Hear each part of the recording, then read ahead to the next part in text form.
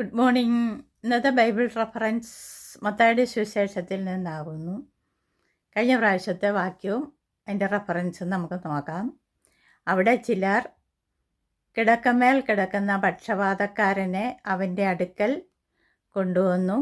യേശു അവരുടെ വിശ്വാസം കണ്ടിട്ട് പക്ഷപാതക്കാരനോട്, മകനെ, ധൈര്യമായിരിക്കുക, നിന്റെ പാപങ്ങൾ മോചിച്ചു തന്നിരിക്കുന്നു എന്ന് പറഞ്ഞു. മത്തായിയുടെ സുവിശേഷം 9-ാം അധ്യായം 2-ാം വാക്യമാകുന്നു. ഇന്നത്തെ വാക്യം, എങ്കിലും ഭൂമിയിൽ പാപങ്ങളെ